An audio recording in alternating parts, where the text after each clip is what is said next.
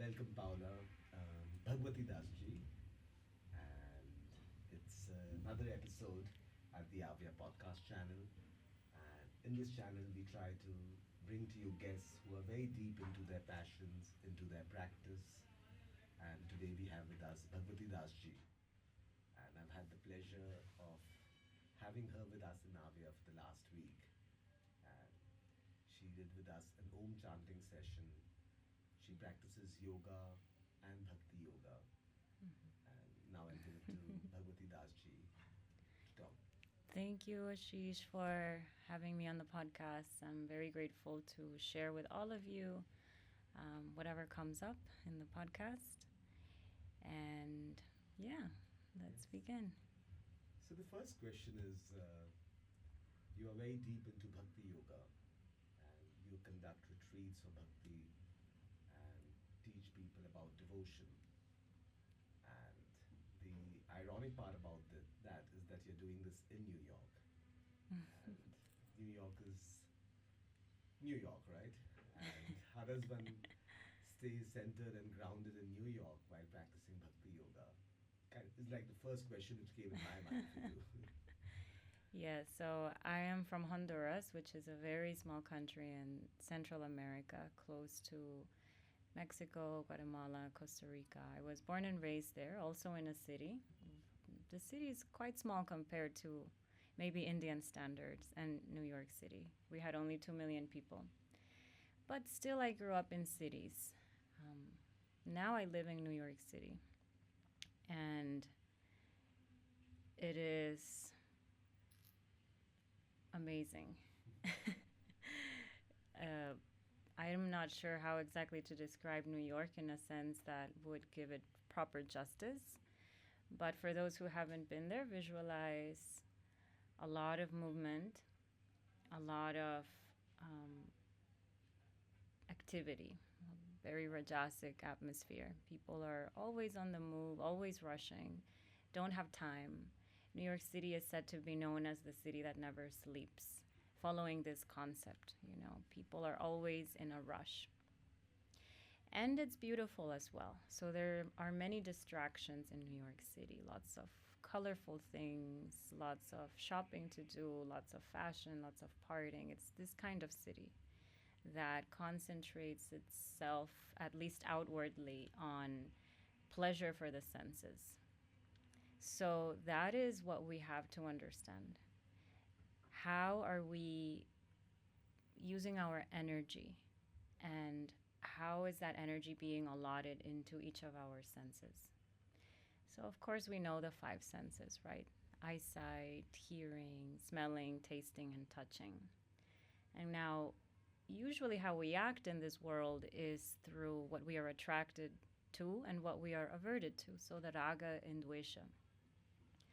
And the senses are like that. We like to see what is beautiful. We like shiny things. We like beautiful people. We like to taste delicious food. We like to smell beautiful aromas and perfumes and touch soft surfaces. And we like to hear melodic sounds. In the same way, we like to avoid the opposite. So we rather not have to see scenes that may be disturbing, or hear loud music or high pitches, or we like to avoid tastes that may be sour, too spicy, depending on our palates. Each one has their own definitions of what they're attracted to and what they're averted to. But the senses are like that. They function based off of what we are attracted to and what we are averted to. The problem is that when we follow this without understanding the deeper meaning of the effect, then we can kind of just glide around the world not knowing where we are going without focus. Now, we don't really know where we are ever going, but we need to have focus. So that is one thing that I've learned to do, is to answer that question, where is my focus? And that is where bhakti comes. So my focus, at least is what I try, to always focus on the names of the divine. Throughout my journey of life, I have realized that is the one thing that I know will bring me and is bringing me continuous joy and happiness. And beyond that, that's what my life is for, ultimately, is for the divine, for the Lord. So once I have that knowledge of what my focus is, I am better able to allot energy into the different senses. So I can better choose, what am I seeing? So practically speaking, and this happens naturally in your path. Your tastes for what you like change. So now what I like to watch are, for example, movies about saints or things that bring me joy. And it doesn't mean that for example, I'm trying to avoid other things. It's important to know what is happening in the world. The reality is there for everyone to know about and to understand. But I focus the majority of my effort in sight, for example, into seeing things about the divine, the Lord, higher vibrations like that. Same with the sense of hearing. If you ask me what I listen to all day, usually it's bhajans, right? So I go to kirtan, I hear music that is what I like now, which is chanting the names of God. I also like classical music and things like that. But so it's about choosing how you are allotting the energy into the senses. In this way, we are not easily diswrought by the external temptations, or they can be temptations in one point of our journey, and another point of our journey, they may not be. But it's important to have that focus, because that focus will guide your senses into the right thing. So, if I'm understanding it correctly, one focuses on the names of God and to sing it with devotion. But how does one get devotion?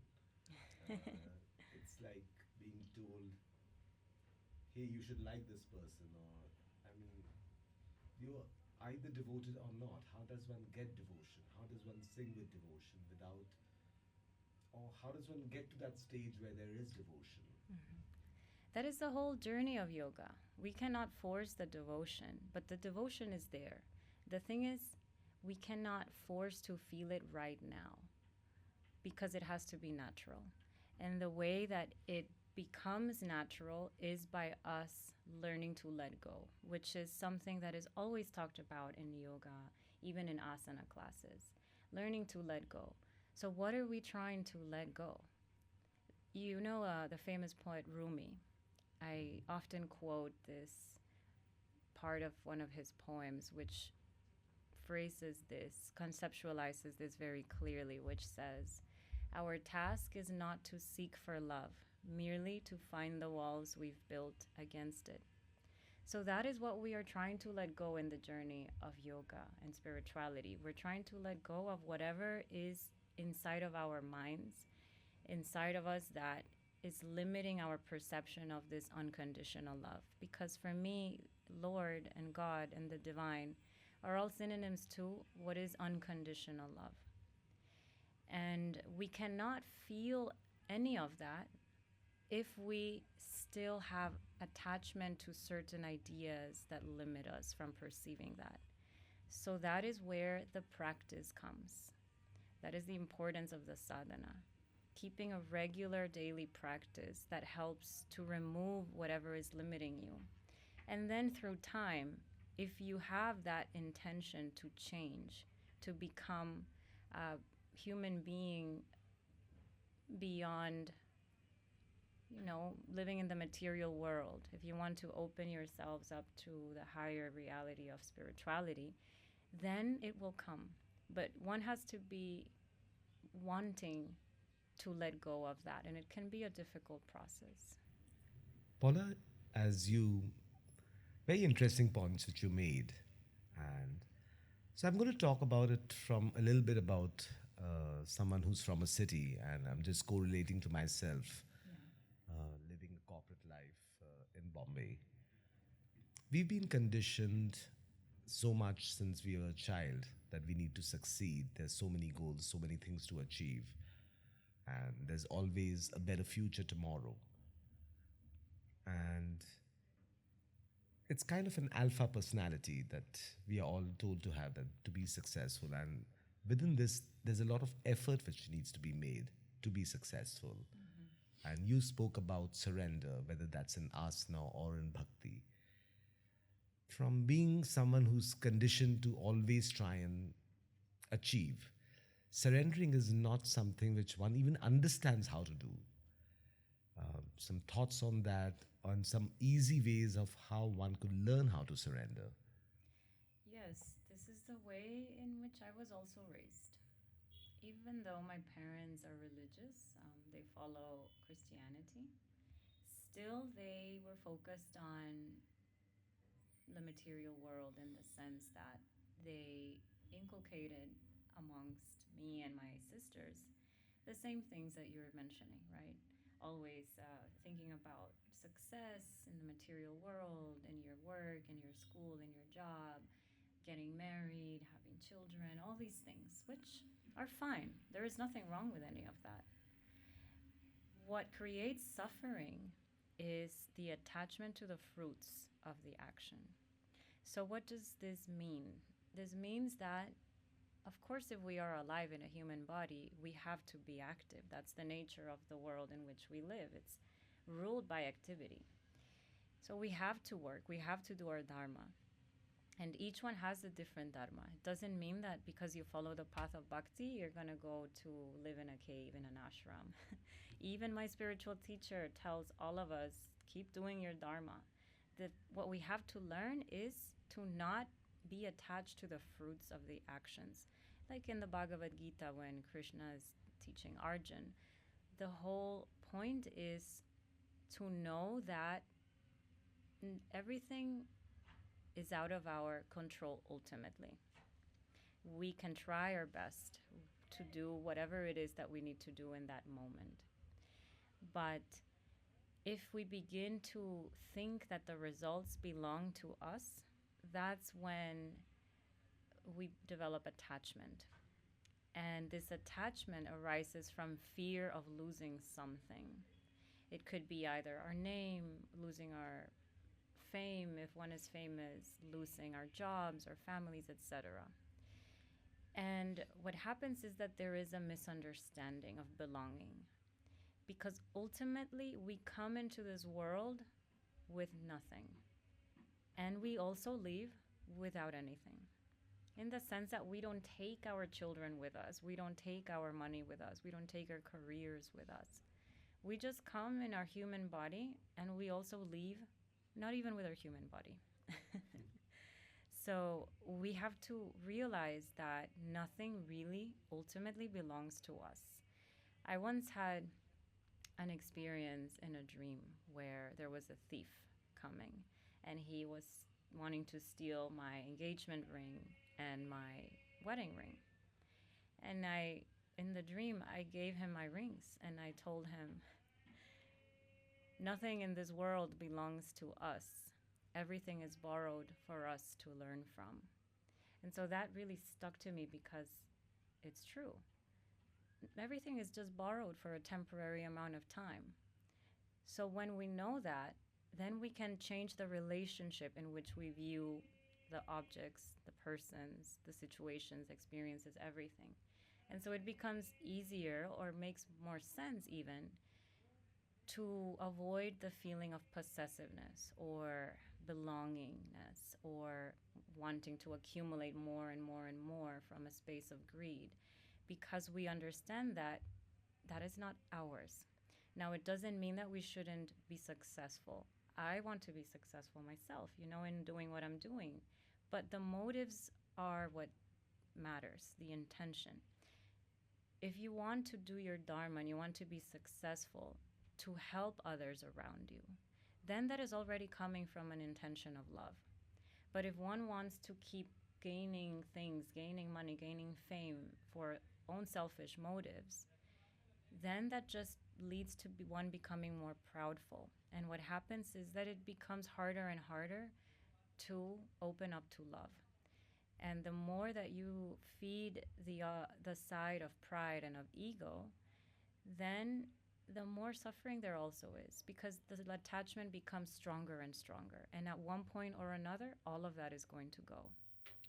And what I've also seen is with success, it always at some point becomes a game of numbers.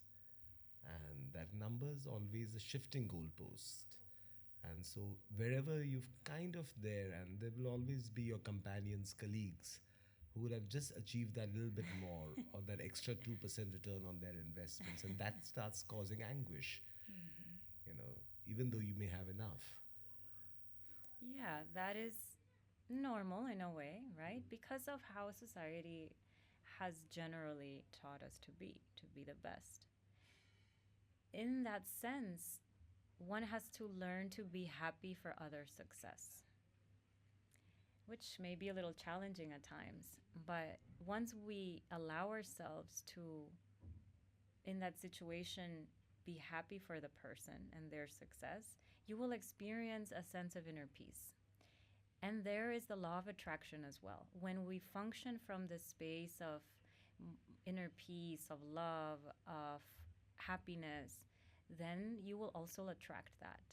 But if instead we are always being jealous, or we are always getting upset when others are successful, then you create more and more limitations. And so you will begin to attract more and more of that same feelings for yourself.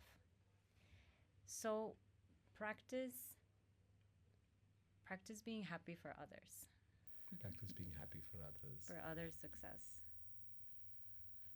Another observation which I had looking at you and many people who are in Bhakti Yoga, a large majority of the people practicing Bhakti Yoga, at least the ones which I know, do not practice too much of yoga and movement.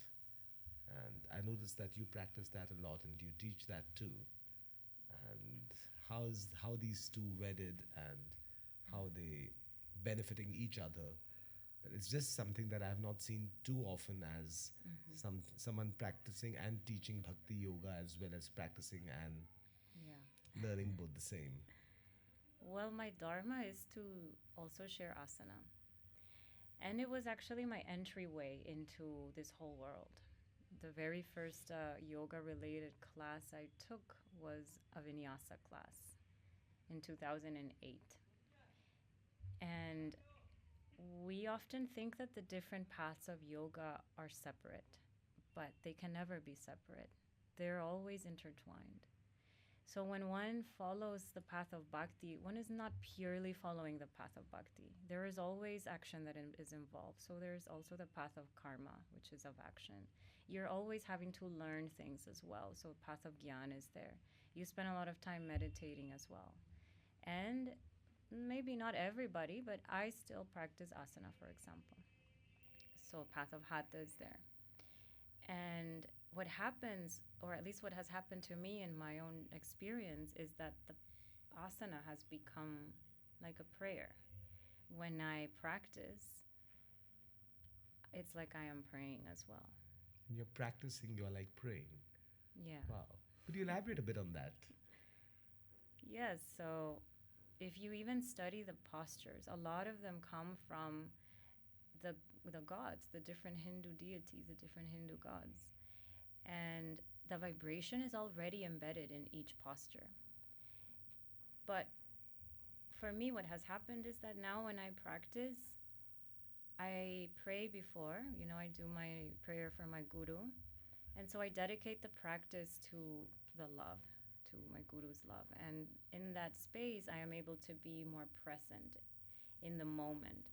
And when one is in the moment, then you are going with the divine flow. And so in that sense, it becomes a prayer.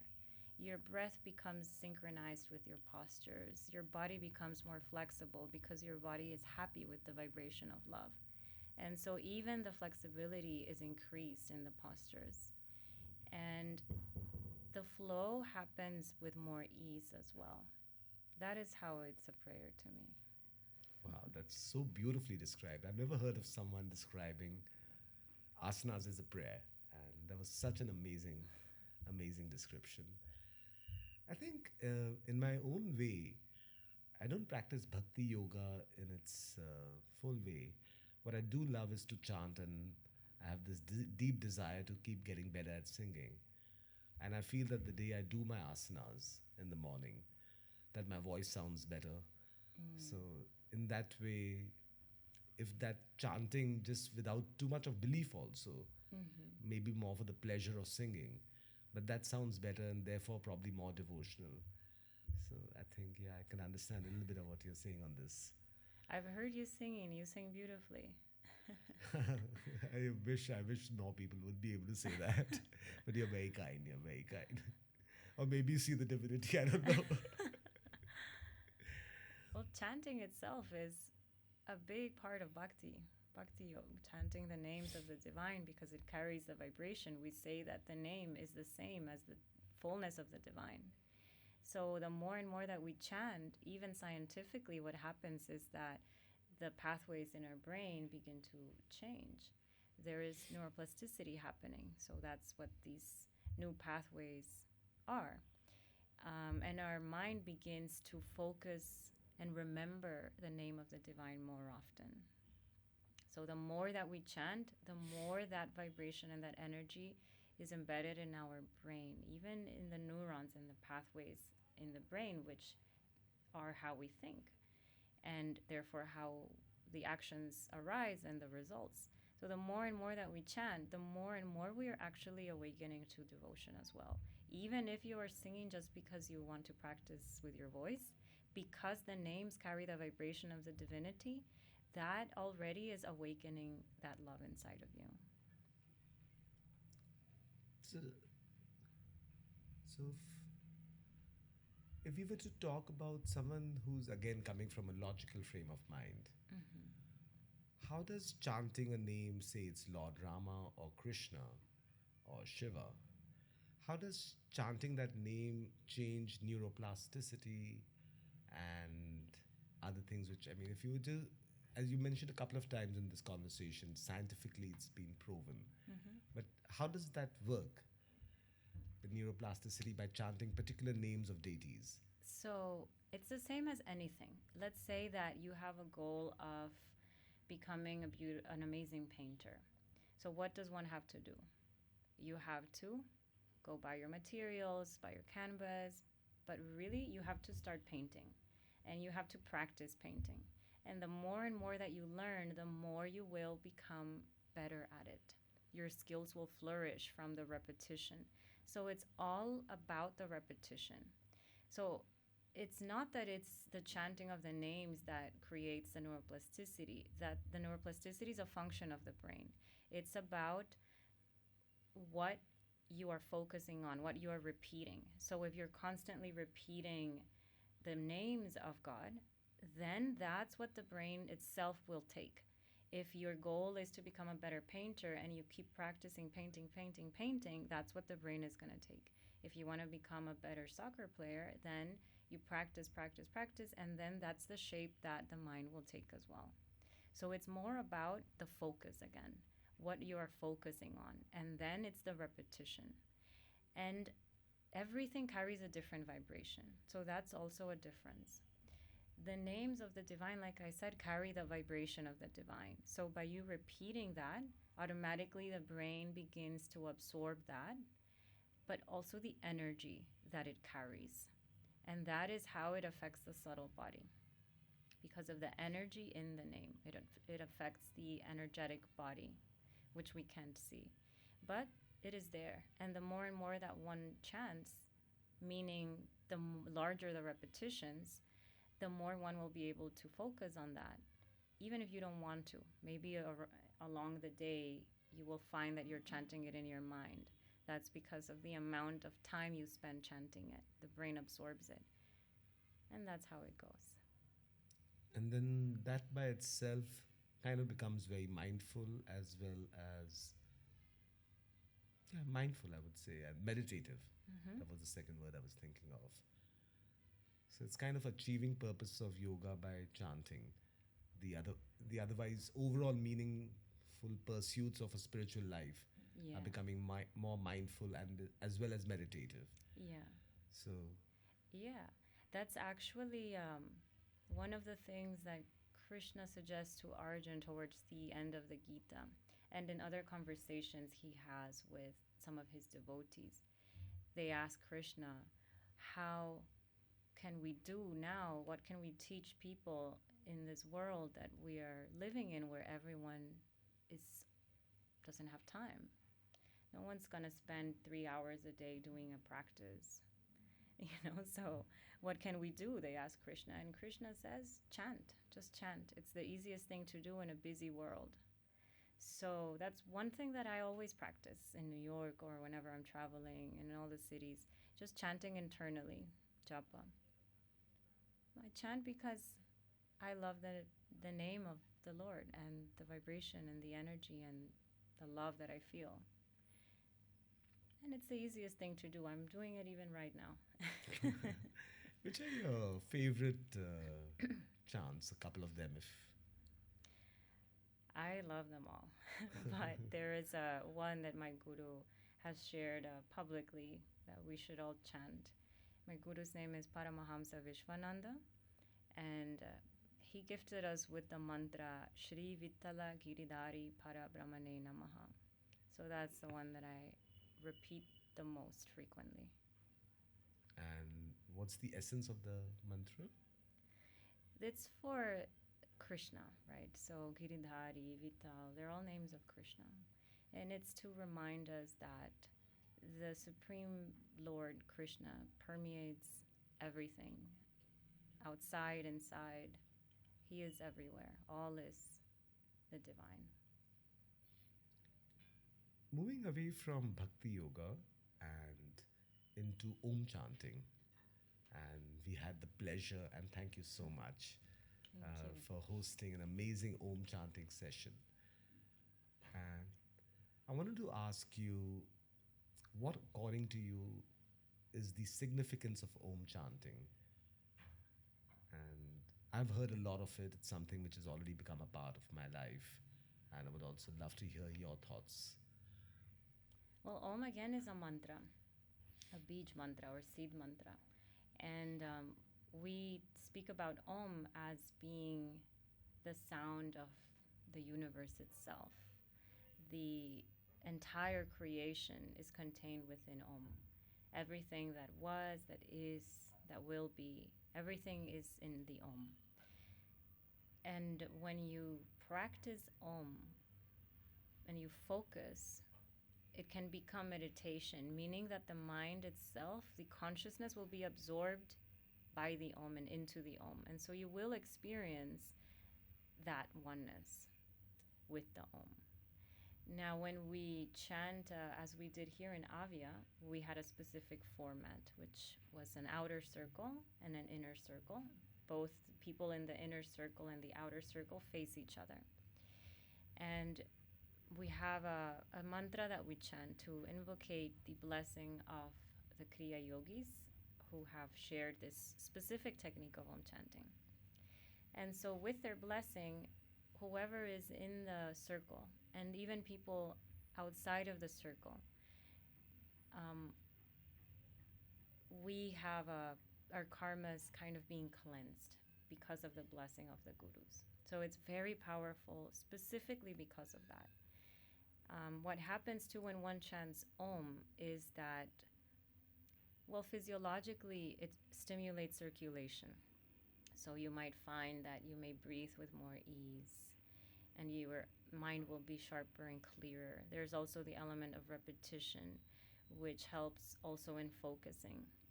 The more that we repeat something, the more we find that the mind is able to concentrate, having less thoughts. So because of that, there's also a deeper relaxation. Those are immediate things that one feels. Some people begin to describe that they don't feel their hands or their feet. That's because you are beginning to concentrate, develop concentration. And so even with one session, you have these benefits.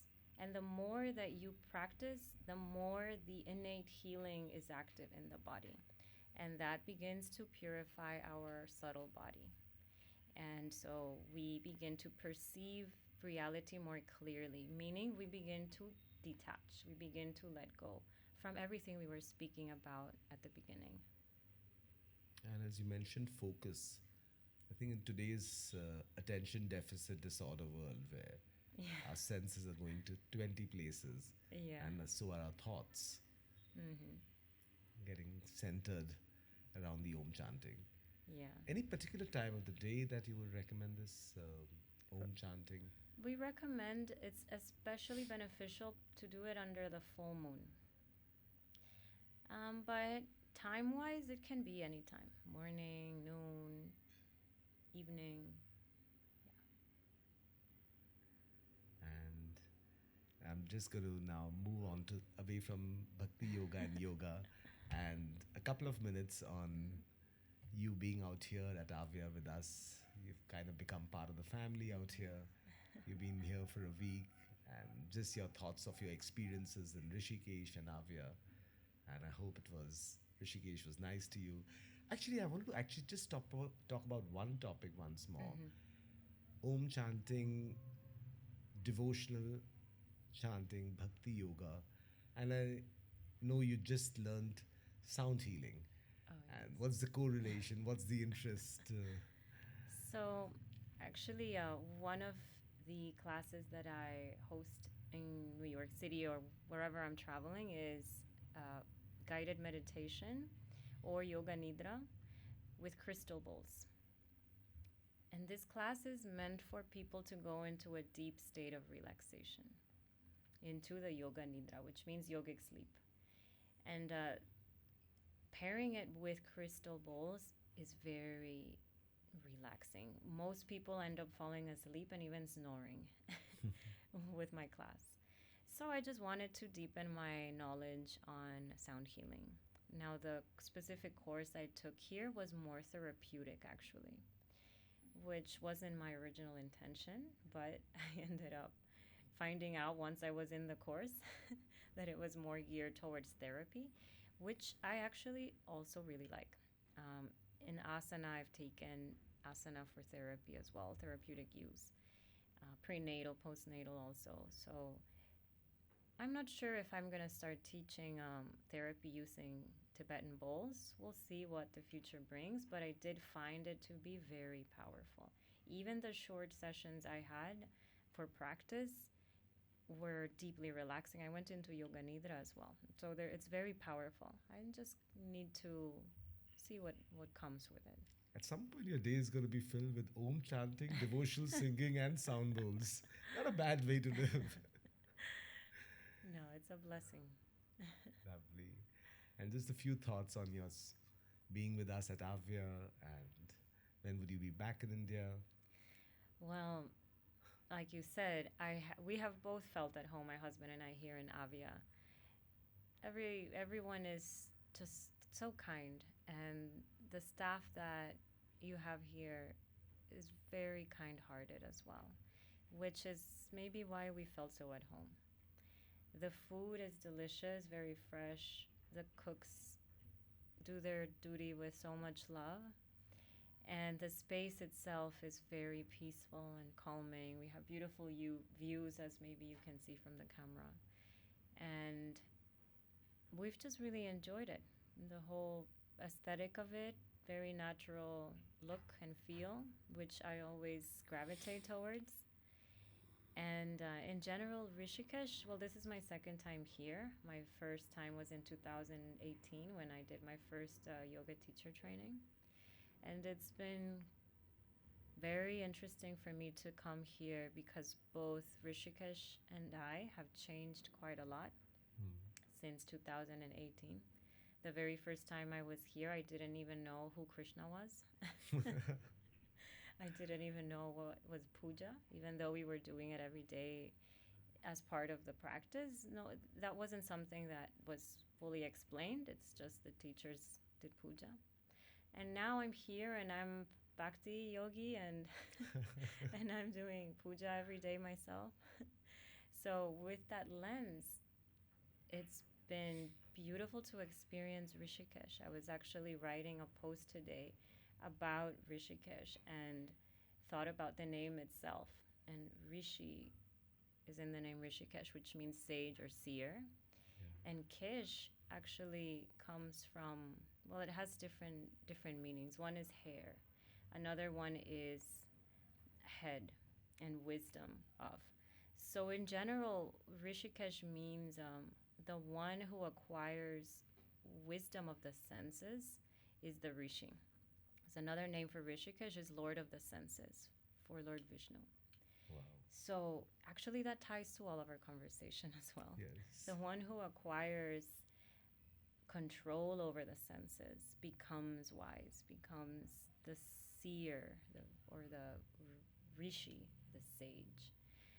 So it's something that I focused on during my stay here in Rishikesh, is exploring these high spiritual, energetic centers and just being in that presence, because that's what I like. Lovely, lovely. And if anyone was to reach you, what would be the best way to connect with you? You can check out my Instagram, bhagawati.dasi, BHAGAWATI.DASI. And I also host retreats. I'm hoping to host a pilgrimage or retreat here in India soon. And my website is journeywithinretreats.com. Lovely. Such a pleasure to have you with us. Likewise. Thank you so much. Thank you so much for having me. I hope that whoever is listening has obtained some more clarity or wisdom, or has taken a little piece of something from this conversation. And if I was to just sum it up on behalf, sing a lot, whether it's Om chanting, some devotional songs, and or sound bowls. Music is life. I have to agree. Thank you so much. Namaste. Thank you. Namaste.